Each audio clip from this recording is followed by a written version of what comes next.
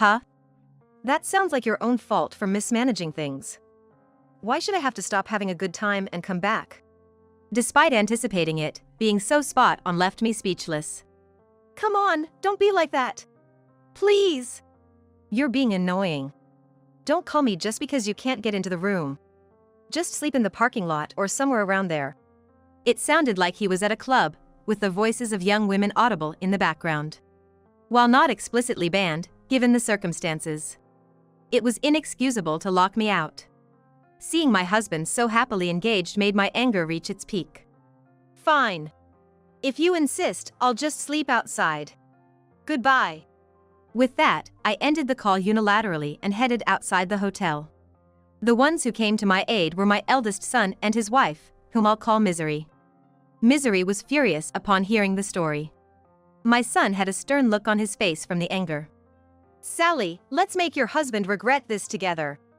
After hearing my story, Misery said this and held my hand tightly. What? I can't stand men who belittle women. Especially not when it's Sean's beloved mother. If a man can't cherish a woman, he's not worth being called a man. But how are we going to make him regret this? There's only one answer to that. You don't mean? Sally, you haven't forgotten how to make a man regret his actions at night, have you? Wait, what are you planning? We're going to teach him a painful lesson. To show him how it feels to belittle a woman. We'll make sure he learns it the hard way. Misery's laugh was dark and almost frightening. That's why I didn't want to go. Alaska is just cold and has nothing else. Upon arriving at the airport, my husband started complaining, and I let out a heavy sigh. Sally, 59. Taking my husband Mike, who retired at 65, today we came to Alaska for a trip. As a divorcee with children, I had been consumed by work and raising my kids after my divorce. Sean was still young, and naturally, I had no room for romance. However, Mike, my current husband, wanted to be my support and aggressively pursued me. But I was too busy to even consider him, working hard without paying him any attention. Despite this, Mike didn't give up and kept asking me out day after day. Eventually, I gave in to his persistence, leading us to where we are now. Initially, Mike was a kind and reliable husband, but gradually his flaws began to show. Is it to maintain dignity, or just to show off? He's become overly authoritative. Right after we get here, what are you saying? Look, outside, it's completely white. Despite Mike being a traditionalist to the extreme, he's been my partner for many years. The thought of divorcing at this age is unimaginable, and I've become quite adept at handling people. How to manipulate my husband at will. Enjoying life as if it were a game isn't so bad. Since then, I've stopped feeling tormented by Mike's arrogance. So, is the pickup car not here yet? My husband, uninterested in the scenic view outside, continued his grumbling. Seeing him like this made me sigh, but the snowy landscape quickly shifted my mood. It feels like I'm raising a child again, no complaints, but familiarity can be frightening. This trip to Alaska made me realize that. I think it's already here?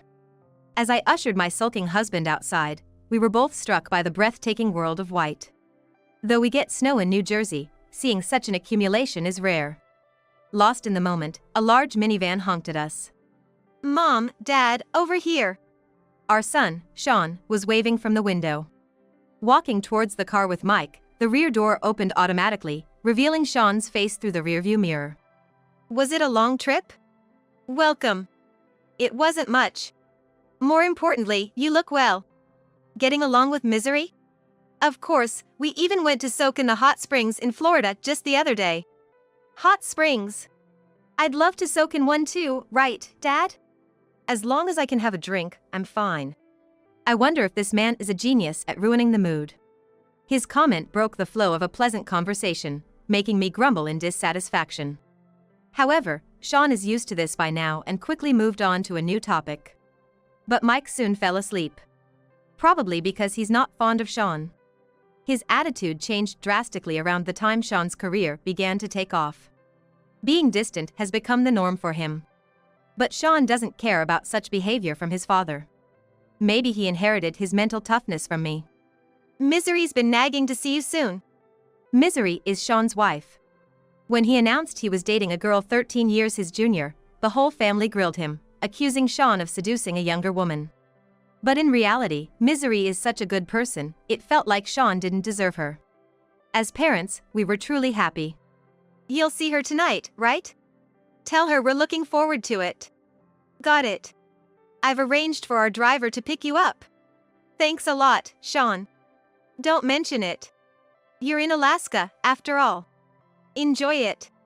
Our conversation never ran dry, perhaps because it had been years since we last met.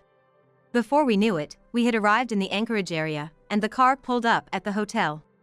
After thanking Sean, we got out of the car and headed to the hotel lobby. Hey, go check us in. I'll wait here on the sofa. Exhausted from the travel, Mike quickly slumped onto a lobby sofa. Used to this, I completed the check-in and received the room keys. Got the keys? Yeah. With a brief reply, Mike heaved himself up and headed for the elevator. Entering our room, we were greeted with a breathtaking view. Wow, beautiful. When was the last time we saw something like this? You were looking at it just a moment ago. Is it really something to get excited about? Hey! Why do you always have to say something that spoils the mood? Keep that up, and your face will stay twisted. I couldn't help but retort to his unnecessary comment, and Mike just snorted in response and flopped onto the bed. Turning on the TV, he started flipping channels incessantly, then asked over his shoulder. What, that show's not on? Mike, we're in Alaska. How would local shows from home be on here? What? I knew that. Just saying, is all. He definitely forgot. He absolutely forgot we were in Alaska right now. Sometimes it's his clueless side that makes it impossible to leave him alone. But if I tease him too much, he gets sulky and won't do anything, which can be a bit of a hassle. Mike, let's go outside. I want to explore the city. You go by yourself. I'm gonna rest until it's time. I'm tired. His indifferent response to our trip made my mouth twist in annoyance. What did he even come to Alaska for? Despite my frustration, I quickly tucked away those feelings and switched gears. Once Mike has made up his mind, nothing can move him. I knew this all too well. I resigned myself and decided to head into the city alone.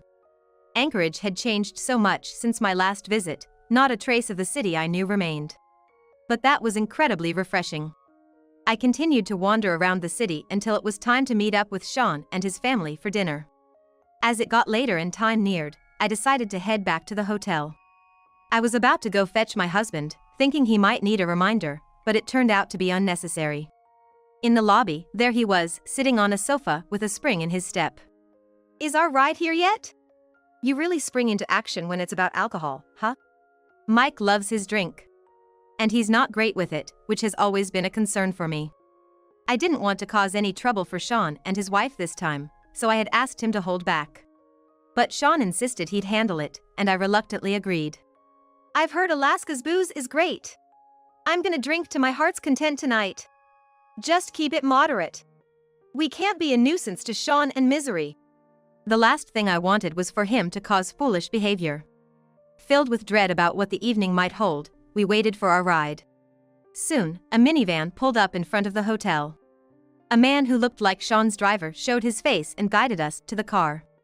The vehicle quickly set off, heading towards the restaurant where Sean and his family were waiting. Both of you, over here. We were greeted by Sean and Misery in front of the restaurant we were sent to. Mike and Sally, long time no see. Wow, Misery, you're as beautiful as ever. Thank you, Mike. I'm so happy you reached out and came all this way to see us. Well, it's only natural to invite my son and his wife since we're coming all the way to Alaska.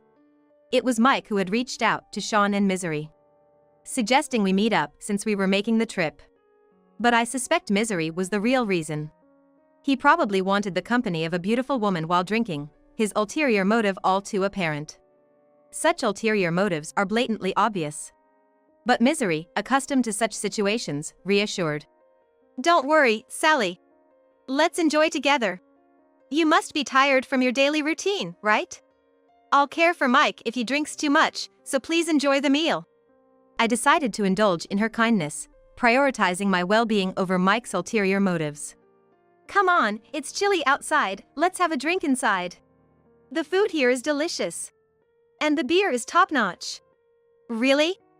I'm looking forward to it. Mike always perks up at the mention of alcohol. Ignoring my exasperated look, the men disappeared inside. Mike is the same as ever, huh? Truly, he's a handful. But for you, Sally, he's easy to manage, right? Well, it's a piece of cake, I suppose? I'm relieved to see some things never change. Let's go inside and enjoy some delicious food, shall we? Misery and I followed inside a bit later and were shown to a private room.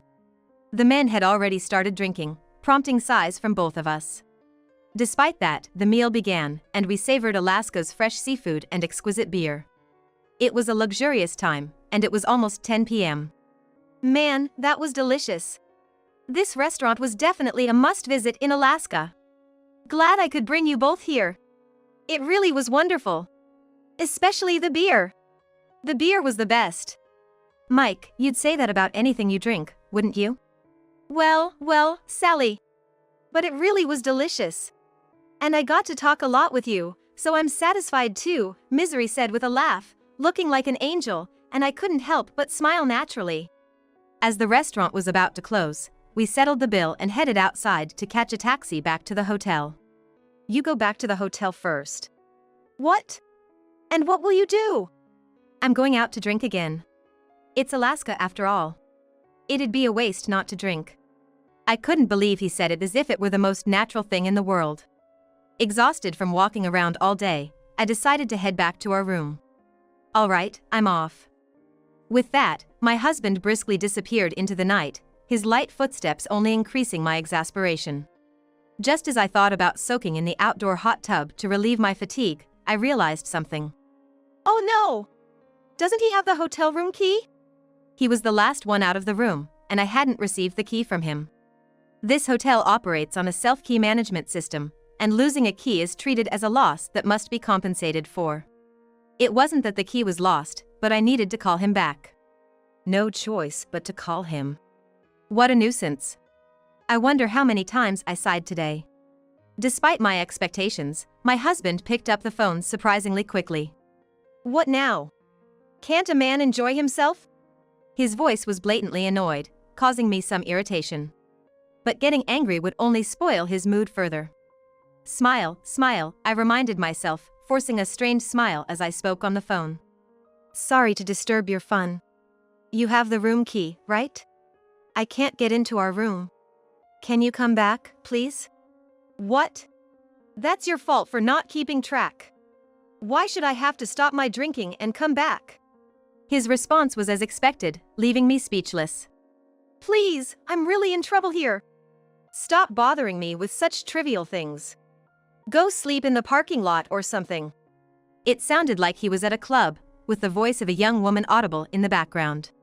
He wasn't doing something explicitly bad, but he should have considered the circumstances. It was inexcusable to lock me out for such a reason. His cheerful demeanor while enjoying himself pushed my anger to its peak. Fine. If that's how it is, I'll just sleep outside then. Goodbye. With that, I hung up and headed outside the hotel. Later, I thought about asking for a master key, but in my frustration, it hadn't even crossed my mind. The night in Alaska was exceptionally cold, and my body temperature dropped rapidly. I was wondering what to do next, when my phone rang. Hey, Mom? What are you doing right now? Well, I can't get into my room because of some issues. What? Where are you now? Go inside a diner or a convenience store, and I'll send someone to pick you up. It was Sean on the phone. What perfect timing. Relief washed over me at this lifeline. Soon after, a ride arrived, and I was taken to Sean's home. Misery greeted me as I got out of the car and ushered me inside. I'm so sorry for barging into your place like this. Not at all. Are you okay? Thanks, Misery. I'm fine. Why can't you get back into the hotel? Where's the key? As I sat down on the living room sofa, moved by Misery's warmth, Sean asked me in a serious tone. I explained the situation and sipped the tea offered to me. So it was Dad, after all. You knew? Actually, I got a call from the staff at the club a bit ago. They said a man resembling your husband came in, and it sounded like he was having an argument with his wife over the phone. Sean, a successful entrepreneur who owned several businesses. including a club, apparently had my husband Mike there. Unbelievable. Who just leaves a woman outside because he wants to drink? Aren't you angry, Sally? What? Caught off guard by Misery's question, I found myself speechless. Indeed, I was seething inside. Yet, after decades together, I had resigned myself to thinking that's just how he is, and getting angry was a waste of time. I'm very upset. To see someone important to me treated this way. Even if he's Sean's father, it's unforgivable, Misery said, confronting me with a stern face, making me involuntarily step back. Sally, let's give Mike a piece of our mind together. What? I can't stand men who belittle women. Especially when it's Sean's beloved mother. If a man can't cherish a woman, he's not worth being a man. But how are we going to make him eat his words? There's only one way to do it. You're not suggesting that, are you? Sally, you haven't forgotten how to command the night, have you? Wait, what are you planning to do? We're going to show him the pain of underestimating women. Teach him a lesson he'll never forget. Misery's laugh and smile seemed dark, almost frightening. We can't just stand by. We need to hurry and get ready. Sally, Sean, let's go, Misery said, leading us to take a taxi to the club Sean owned. As we arrived, several staff members greeted us and escorted us to the dressing room, where makeup and costume staff were ready. I've gathered my own team of experts, so the craftsmanship is top-notch. We'll make you as beautiful as you were in your prime, Sally. Wait, Misery, are you suggesting? We're going to show Mike just how formidable you are. Misery was full of determination. Her enthusiasm infectious. Misery, everything's set on this end. I've already contacted the people you asked for. That's great, Sean. Let's get the makeup and dressing done quickly. At Misery's signal, I was transformed in no time, dressed in a gorgeous dress with my hair and makeup done. Wearing a dress for the first time in a while, along with having my hair set and makeup done. Thanks to the tightly fitted corset, my posture naturally straightened. Sally, no, madam. Are you ready? Yes, of course. I lifted my face, resolved, and walked into the battleground that was the club's interior. Excuse me, sir. We're hosting an event tonight. You can have a drink with our #1 lady for free, how about it? A staff member approached Mike, and his face lit up at the mention of not having to pay. The chance to drink with a lady for free. It was irresistible to him. That's fine. Go ahead and join me. Understood. Misery, let's go in. At the waiter's queue, Misery first approached Mike. Dressed in a flashy dress and makeup, she was unrecognizable as Sean's wife to Mike. Excuse me for sitting next to you. I'm Misery, nice to meet you. Oh, Misery, huh? Nice to meet you, Mike said, draping his arm over Misery's shoulder. Watching this from behind, I felt disgusted and decided to beat him with Sean later. After enjoying some light conversation and having a good time, it was finally my turn to join Mike. Mike, actually, there is a lady who's new here today. Would you mind if she joined us? Of course not. If Misery asks, I'd do anything. Yay, good. You're so nice. Hey, come over. With a signal from Misery, I made my way to Mike's table. This lady is Sally. Nice to meet you, I'm Sally. May I sit next to you? Oh. Sally, huh? Quite the beauty you are. Wait, what? Sally? Initially, Mike didn't recognize me. But obviously, after years together, he recognized my voice and face and reacted with exaggerated surprise. Oh? Have we met before? What are you talking about? What is this act? Ow! I stepped on his foot, silencing him with a smile that was more of a threat than anything. Sir, we have other guests in the establishment, so please keep your voice down. What are you doing? No, wait, what's going on here? What are you doing here? Can't you see? You left me out, so I'm being taken care of here. What?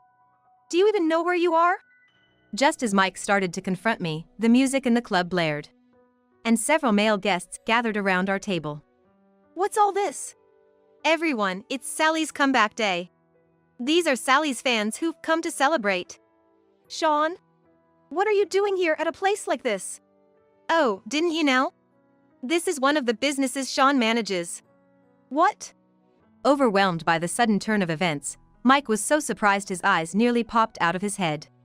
When I said Mom was making a one-day comeback, we got such a rush of customers.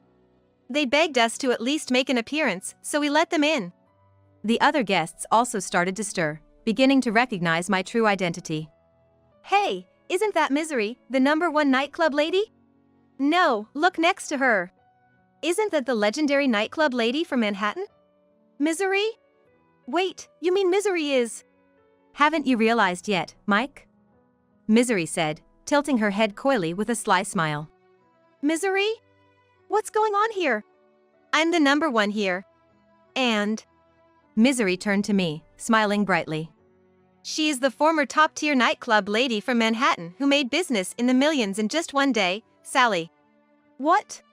Mike fell off the sofa, looking up at me pitifully. Mike, you really didn't know anything about Sally, did you? Even after decades together. Poor thing. Sally was the #1? Millions? Wait, I can't keep up. It was a natural reaction. Overwhelmed by too much information, Mike couldn't process it all, so I added more fuel to the fire. Now, about today's bill, that'll be $200,000. What? Are you kidding me? Of course, it's only natural. Having me at your table? That's actually a bargain. I don't have that kind of money. And you said there was no charge. No charge was for my part only. I never said Sally's service was free. That's cheating. Not really. You just didn't listen properly. This is your punishment for locking me out of the hotel. You'll be paying in full. At the mention of being locked out of the hotel, the customers surrounding us turned towards Mike. What do you mean? They demanded, grabbing him by the collar, their faces fierce. It's a misunderstanding. Please calm down. Oh? What's the misunderstanding? Thanks to you, I almost froze under the cold sky. I'm sorry. I won't do it again. No, I won't forgive you, Misery intervened, staring him down. You need to apologize for your disrespect towards Sally and promise to cherish her from now on, or I won't forgive you. I promise. I promise. Please help me. Begging in a pitiful voice, Mike was released and forced to prostrate himself. Sally, I'm sorry. It was all my fault. I won't act arrogantly again. I'll cherish our family. Please, forgive me. Let's start over, just one more time. As he cried and apologized, one of the burly customers grabbed his hair, forcing his face towards me. And threatened that if he ever disrespected a woman again, he wouldn't get off so easily, before roughly throwing him to the ground. I promise. I'll never treat my wife poorly again. I'll cherish her. Thus, Mike was safely released and went to apologize to Misery and the others for the trouble he caused. After being firmly warned by Misery, Mike, his pride as a man completely shattered, also changed his attitude towards Sean. Later, when I was talking about this with Misery, she teased me. Charging $200,000 for sitting down is definitely a rip-off. I was so nervous it might get exposed. Misery laughed wryly, and I couldn't help but join in. Yes, the story about me being the former top-tier nightclub lady was a complete fabrication. While I did work, I never achieved such grand success. That day, Sean and Misery had worked their magic, explaining the situation to the club's guests on my behalf. To keep it from Mike, they had everyone play a part. All the customers surrounding me were Misery's clients. They gladly agreed to help out for Misery's sake, enthusiastically playing their roles. Since then, Mike seems to have truly changed, reverting to the kind husband he was when we first married. He still dreams about those hellish days now and then, unable to forget the face of the man who grabbed him. While I felt a bit sorry for him, I think it served as a good lesson.